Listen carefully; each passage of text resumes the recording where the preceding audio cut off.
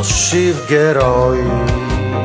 Всеки път, когато Ревански усети, че Ямболии са разочаровани от неговите конкретни решения и действия, всеки път, когато усети, че Ямболии започва да прозират неговите лъжи, с които вече години ги манипулира. По договор ремонтът трябваше да е приключил на 3 април тази година. Вече 6 месеца след крайния срок обаче ремонтът не само не е приключил, но и видимо няма никакви изгледи да приключи скоро. А от тук всеки ден преминават стотици ямболии и десетки родители, които водят децата си в детска ясла Мечопух.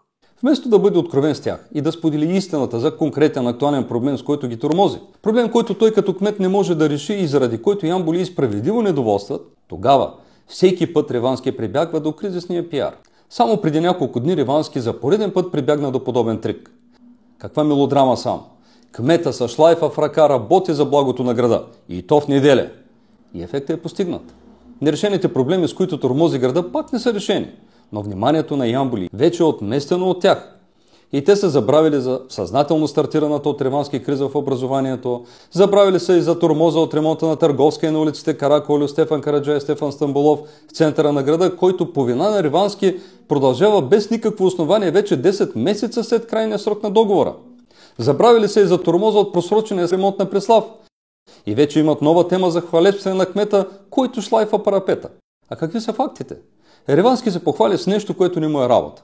Той е кмет на града и основната му работа е да организира и да контролира всичко, което по закон е в неговите правомощия и задължения, а не да шлайфа моста.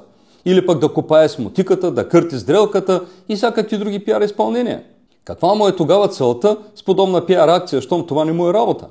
Какво показва с това, че може да държи шлайфа и да върши чуждата работа и то на един общ работник?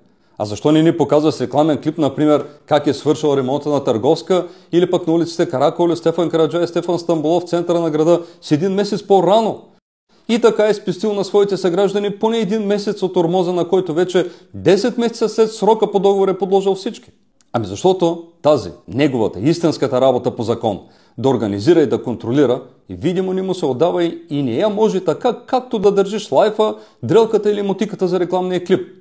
А защо Ревански манипулира своите съграждани, като крие информацията, т.е. истината от тях? И знаете ли какво означава думичката манипулация? Според тълковния речник това е целенасочено въздействие върху съзнанието и поведението на някого, обикновено за постигане на изгода чрез заблуда. Тоест, тези пиар акции са съзнателно предприети действия от Ревански с цел да заблуди своите съграждани, да ги излъже колко е добър като кмет и така да поддържа техните симпатии към себе си. Освен това, ако не сте забелязали, Ревански шлайфа моста, който е част от съоръжението на реката. За ремонта на това съоръжение той е стартирал обществена поръчка и е избрал изпълнител, на който плаща над 3 милиона лева за този ремонт, включително и за това, което лично показва на рекламния си клип – да шлайфа парапета. Големият въпрос е, защо всъщност Ревански използва толкова елементарен рекламен трик, за да отклони вниманието на ямболии от наистина сериозните проблеми на града. Това не ви ли изглежда някакси нелепо в изпълнението на кмета на града? Истината е, че с шлайфа в ръка, а преди това с мотиката и с дрелката, кмета няма как да помогне на Ямбол. Не. Ревански прави това в пълно съзнание не за да помогне на града, а за да манипулира града и да се хареса на своите съграждани. И то, защото не може да се свърши истинската работа, за която ямболии са го избрали. Да бъде кмет. А кмета трябва да организира и да контролира. Трябва да прави стратегии за развитие на града и планове за тяхното изпълнение. Трябва да се бори за нови инвеститори в града и за още много други неща, които да гарантират бъдещето на Ямбол. А дали ние от Сдружение Бъдеще за Ямбол сме прави в тези свои твърдения? Не зная. Вие кажете. Бъдете здрави!